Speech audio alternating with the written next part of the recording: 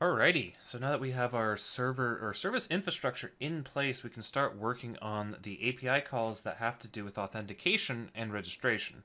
So we already have the user interface pretty much put together. We have our login activities and our register activities and all that fun stuff. And we have our forms and our external login pages and all that stuff already written. But right now it doesn't really do anything. It's not hooked into our service layer at all. So basically when you hit the login button, for example, it just pretends you're logged in. Like if you recall, inside of our that's actually going to be inside of our login fragment. When we hit the button, when we click on the button, all it's going to do is it's going to pretend that we logged in by telling the user, set logged in as true and set display name to, in this case, Nelson LeKay. So what we want to do instead is we want to actually hook this into our service layer. Before we move on and start implementing the rest of the features of the application, I do want to I want to do this part so that when it comes time to actually hook up our application to our real live services, then all this code will be written. In addition, we're going to have to discuss our authentication tokens, or exactly how it is we're going to handle the API calls to our web service. So, for example, if we wanted to list our inbox, if we wanted to, that seemed like a reasonable thing to do in this application. If we wanted to go and we wanted to list our inbox, we need to hit a API endpoint online on some sort of service, and we need to be able to send some little token, some little bit of information that indicates that we are logged in and we're authenticated. Kind of like how a cookie would work if you were using a browser. Well, the way that I'm going to implement this is using a really straightforward concept of a authentication token, where when you log in, when you actually perform a successful login, the server on the other end is going to generate a random token and hand it back to the application. And then if the application needs to make another request to the server, it will pass along that authentication token, allowing the server to validate or verify that you are a valid user, and more importantly, to find out what user you are, what user is making that particular request. In addition, we are going to take that authentication token and we're going to store it in the local storage of the application so that if you were to close the application and relaunch it, the application would know that you were logged in and re-authenticate itself with the service. So that's how we're going to handle this. So yeah, I guess the best way to go about doing this would be to put together or in this video, stub out all of the individual service calls that we need to do, all the individual events that we're going to need to write in order to work with this. And for each event, I'll talk about where it's going to be used. We won't hook in the code just yet. We're just going to be writing the events in this video, as well as we're going to be modifying our authentication class a little bit. So I guess let's go ahead and get started. I'm going to jump over here into my services package, and I'm going to go into the account class, and this is where I'm going to put all of my account-related events. So it's going to include logging in, verifying authentication tokens, and registering. So I guess at this point it's just a matter of going down the list. I'm going to start off with something a little interesting though, and I'm going to do it up here near the top of the class. I'm going to write another class here, and it's not going to be a request or a response. It's not going to be an event that's going to be passed along with our service bus. Instead, what it's going to be is it's going to be a base class for our service responses that represent a service call that resulted in the user being successfully logged in.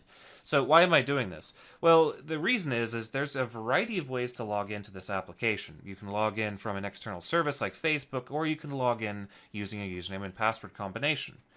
I want to write a base class for all of the responses so that I don't have to repeat myself for receiving information about a user.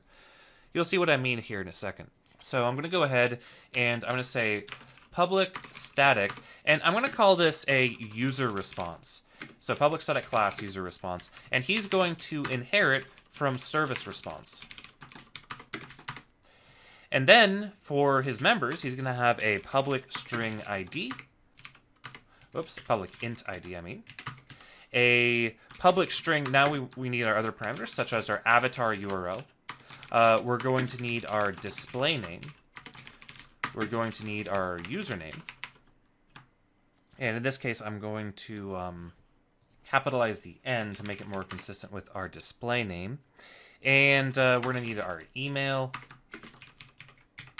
And we're going to need our auth token, as well as a Boolean to indicate if we have a password. Okay, so here is our user response, and it contains all the information that a user needs to, all the information that a user account will have. So this you can think of as the prototypal response for all requests that end up logging in the user, so we get all that information back. So now that I've done that, let's go ahead and implement the first request response pair, the simplest one, in fact. At least the most straightforward one.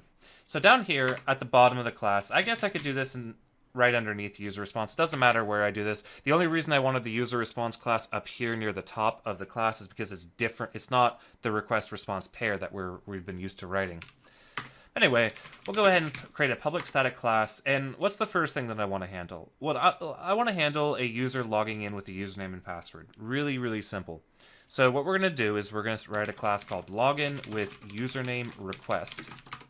And then login with username request is not surprisingly going to have a public string username and a public string password. And then for convenience, I'm going to go ahead and generate a constructor. So if you didn't catch that, that was Alt insert inner shift down arrow inner to generate that. Once you do it a couple times, it becomes really, really, really quick to do, and it saves you a whole lot of time.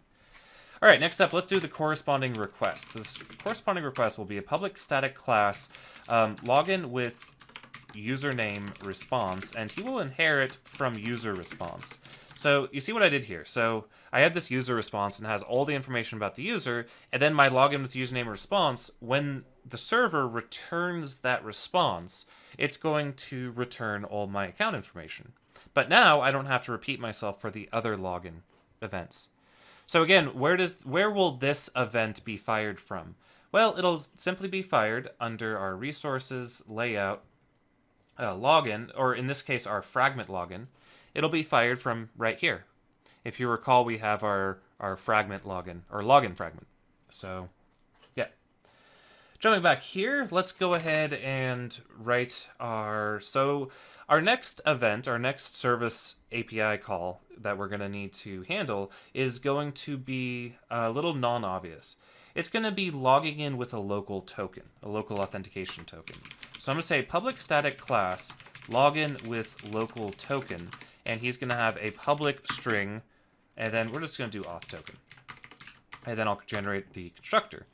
And then for the response, it will be login, this will login with local token request, of course, which will change that constructor name.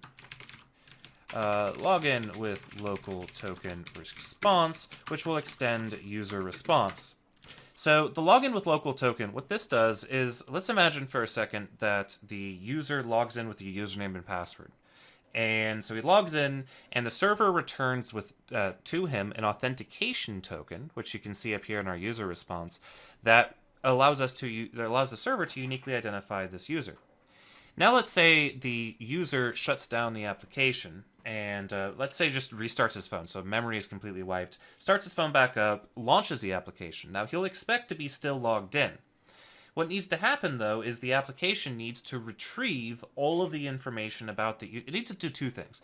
It needs to, A, retrieve all the information about the user, such as his email, his display name, and all that stuff. And he also needs to verify that the user is still properly logged in, or even that the user still exists.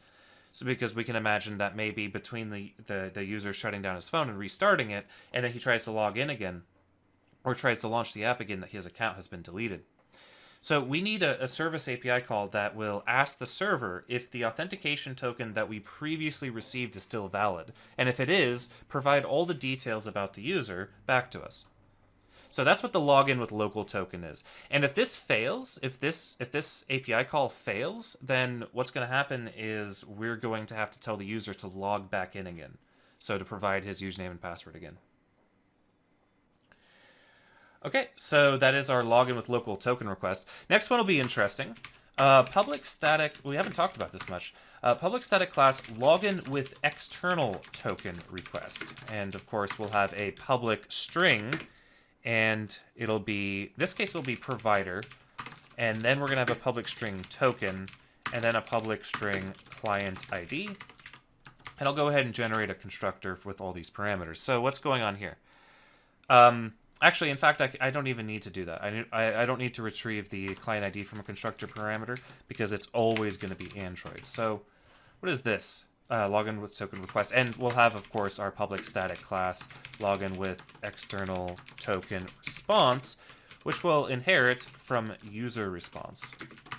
So what this is when we have an external authentication provider, such as Google or Facebook, we need to be able to retrieve an authentication token from the the corresponding OAuth providers, the open authentication providers on Facebook or Google. So you guys are all familiar with you go to an app, you say log in with Google, and then it pops up a web browser with Google's own login form. You fill that out, you hit next, and then you get back into the app and you're logged in.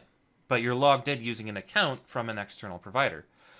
Well, that's what this does. And what this does is once we on our client itself, in our application, we show the user a web browser and we have them log into Google or Facebook, and then that session will return us with a token. Then what we need to do is we need to send this token back to our server, our Eura server, to exchange the external token with the local token. So we need to exchange the token that Google or Facebook will give us for authentication with a token that's accepted and understood by the Eura servers themselves. And that's what the login with external token request does. So it has a provider, which is going to be like Google or Facebook, a token, which is the token that was returned during the authentication flow, and then a client ID. Now, the client ID is an interesting parameter here, and the reason I have it here and the reason I have it hard-coded will not seem immediately obvious, but it has to do with how I'm going to be using these classes in the future.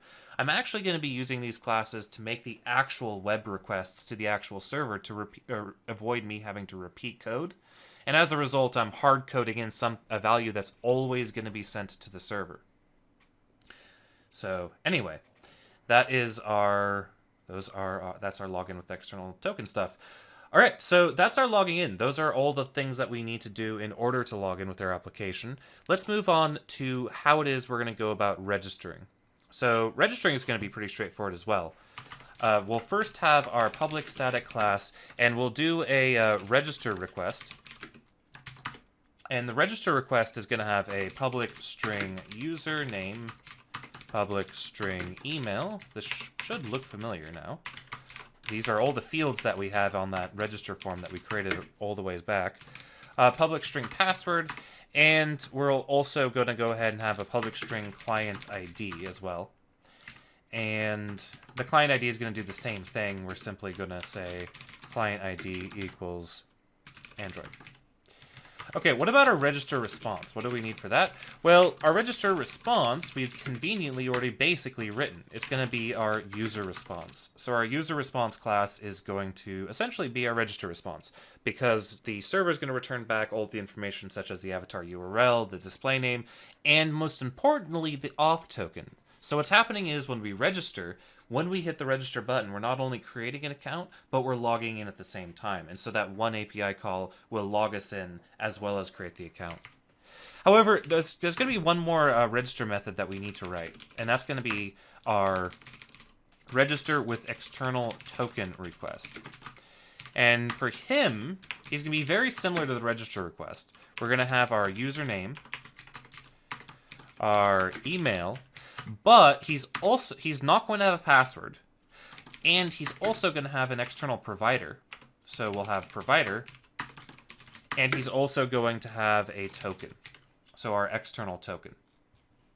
And then let's go ahead and create our and then of course he'll also have his client ID.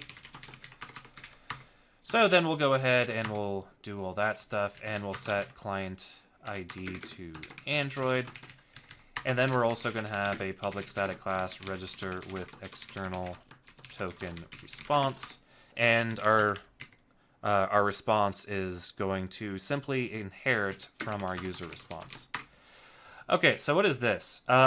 Basically, what'll happen is when you log into Google or Facebook, when you're logging into an external provider, you will run into a circumstance where you don't have a local account on Eura. You don't have information provided such as your email or username or your settings or your preferences or your friend list or whatever. And if you don't have an account, then you need to create one. And so what's going to happen is when you log in with something like Google, for the first time, you're going to be redirected to an activity, that the register activity, which will ask you to fill in the missing bits, ask you what you want your display name to be, your username, your email, and all that fun stuff. And then when you register from there, it'll go ahead and create you a local account, as well as creating you a local token, which will allow you to log in. All right, so those are that's our API. That's our service. That's basically all the service calls that we need for our registration and our logging in. Now, we're not going to hook them up in this video just yet, but we will soon. I also want to go ahead and I want to implement one more event. And the interesting thing about this event is it's not going to be part of the request and response stuff. It's not going to have a request component and a response component. Instead, it's going to be a pure event. And I'm going to do it here at the bottom to kind of segregate it from the rest of these classes, but it still has very much to do with the concept of an account, so I'll leave it grouped into this main class. What it is I'm going to say public static class, and it's going to be user details updated, and I'm just going to say event. And then I'm going to say public user, and I'm going to import this from the infrastructure namespace, and then I'll create the appropriate constructor.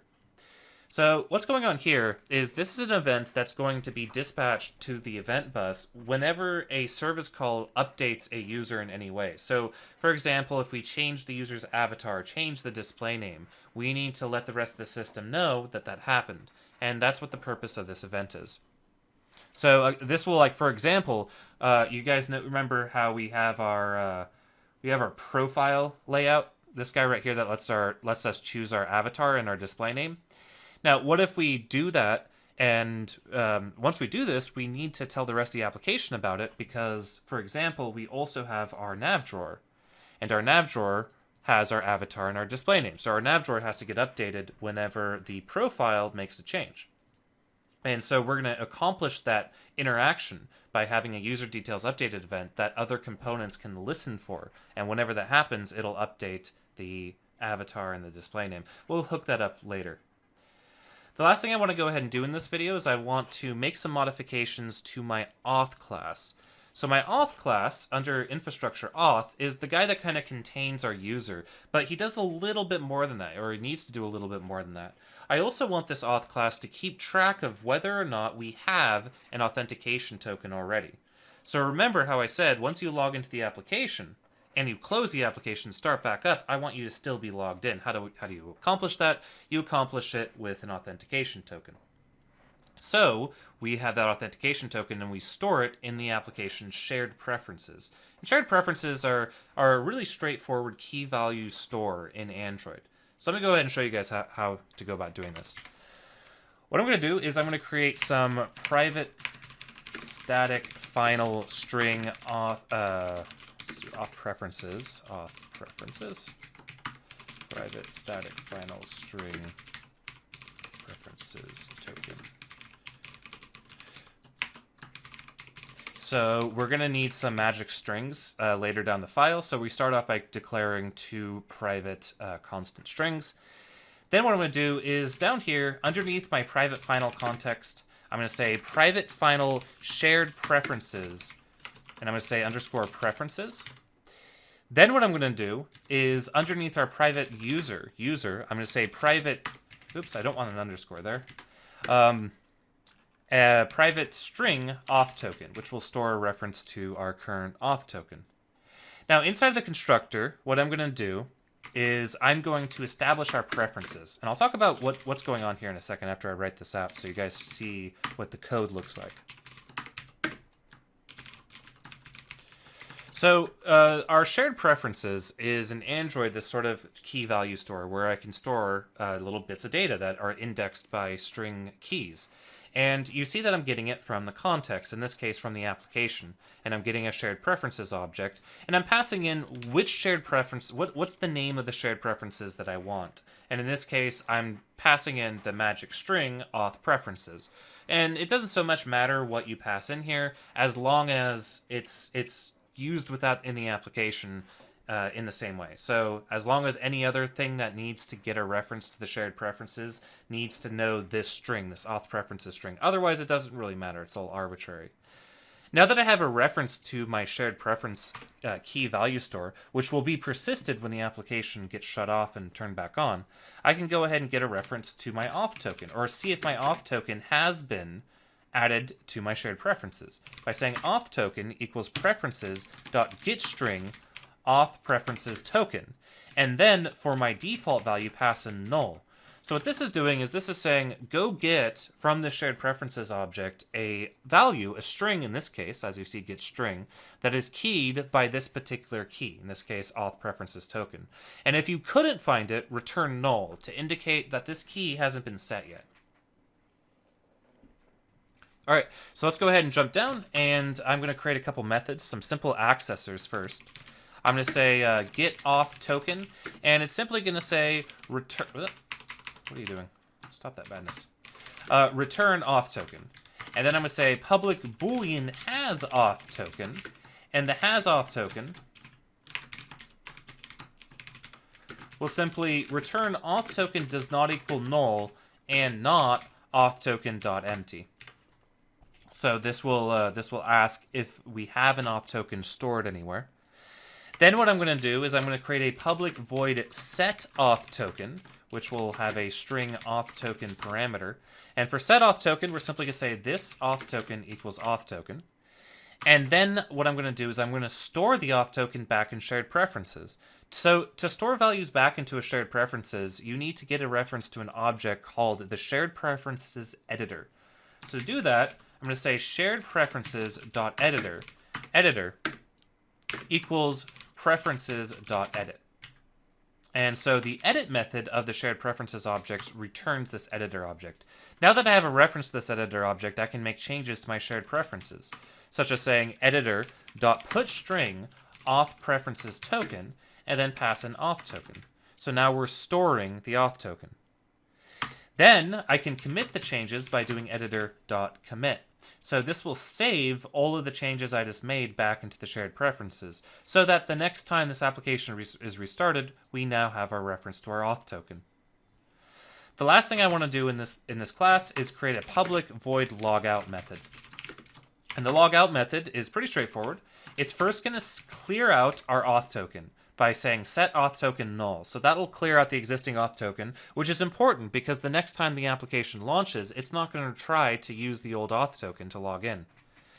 Then what I need to do is I need to clear out the task and restart it in the login activity. So I need to completely, basically restart the application and jump all the way back into the login activity. We've already seen an example of how to do this earlier in the series, so when we talked about intents and intent flags, so this should look familiar. I'm going to say intent, login intent equals new intent, passing in context for my context, and login activity.class for my activity. Then I'm going to say login intent dot set flags intent flag activity clear task, and intent dot flag activity new task. And then I'm going to say context.start activity and pass in login intent. So you invoke the login method, it clears out the auth token from our shared preferences, and then it clears out the entire application and restarts it, restarts it on the login activity.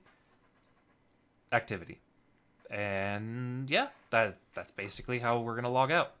I'm not going to worry about this warning right here. It says it's saying that the shared preferences commit method is going to block the main thread, and I'm fine with that. I don't want this to be delayed. I want the setting the auth token to happen synchronously and not asynchronously, in case there is some code that needs to retrieve or re-retrieve the auth token from the shared preferences after we've invoked the set auth token. You can imagine, for example, if the shared preferences didn't commit synchronously, if we were to log out, clear the auth token, and then read in the auth token and think that we're still logged in, that would introduce a bug. By doing editor.commit, even though it's warning me that it's going to happen synchronously, will potentially prevent some nasty race conditions from happening. So I'm okay with a slight, however many millisecond delay there might be on the main thread, if it means I don't have to worry about race conditions. Anyway, that's really about it. That wraps up our, at least just the individual events that we needed to implement to hook up our authentication. So in the next video, we're going to go about actually starting to work with these events in the code. Or no, we're going to start, well, by work with, I mean implement their dummy sort of implementations in our in-memory services. All right, I guess we'll see you guys in the next video.